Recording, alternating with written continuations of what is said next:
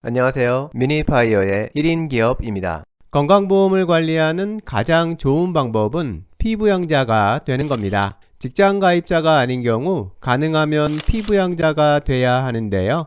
은퇴 생활자뿐 아니라 중도 퇴사자, 전업주부도 모두 마찬가지입니다. 피부양자라고 하면 왠지 연로하신 부모님이 자녀의 피부양자로 등록되는 것 정도만 떠오르곤 하는데요. 사실 남편만 직장인이고 아내는 전업주부인 경우도 아내와 자녀들 모두가 남편의 피부양자로 있는 겁니다. 그만큼 우리 주변에 피부양자가 많은 건데요. 그런데 이 피부양자 자격 요건은 점점 타이트해지고 있습니다. 특히 금년 7월 건강보험 2단계 시행을 계기로 피부양자가 엄청 줄어들 거고요. 간단한 파트타임 알바 정도를 하는 전업주부도 피부양자에서 탈락할 상황이 돼 가고 있습니다. 피부양자가 될 수 있는 자격은 대상자의 소득과 재산을 기준으로 판정하는데요. 하지만 이런 조건보다 우선하는 가장 기본적이고 중요한 조건이 하나 더 있습니다. 이건 소득이 얼마고 재산이 얼마냐 같은 식으로 경제력이 되느냐를 따지는 방식이 아니고요. 피부양자가 되려는 대상자가 이걸 갖고 있기만 하면 무조건 피부양자 자격이 박탈되는 절대적인 기준인데요.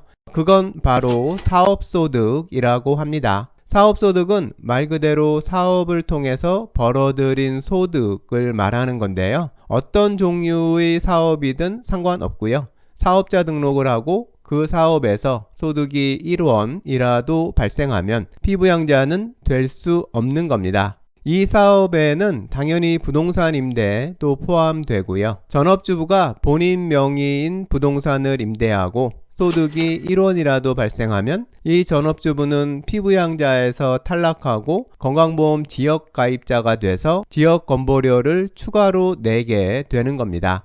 이 얘기를 거꾸로 해보면 사업소득이 있는 경우에도 소득이 0원이면, 그러니까 소득이 전혀 없으면 피부양자로 있을 수 있다는 얘기인 것처럼 보이는데요. 실제로 저도 이렇게 이해하고 있었고요.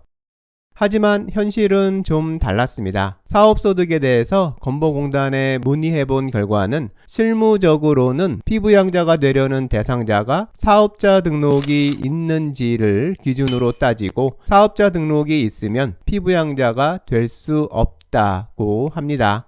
소득이 1원이라도 발생하는지 여부가 아니라 사업자 등록증이 있는지 여부가 피부양자 탈락의 절대적인 기준이라는 겁니다. 그러니까 피부양자가 되려는 분이 절대 가지고 있으면 안 되는 건 사업자 등록증인 겁니다.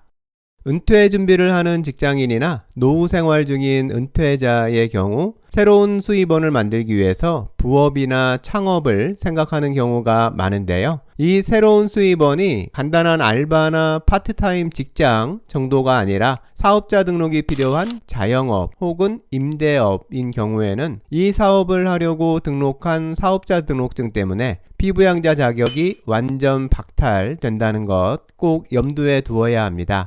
사업자 등록을 할 경우에는 피부양자에서 탈락하고 추가로 납부하게 될 지역 건보료까지 계산해 본 다음에 그래도 수익이 남고 도움이 될 상황인지 꼼꼼히 체크해 보는 게 중요합니다.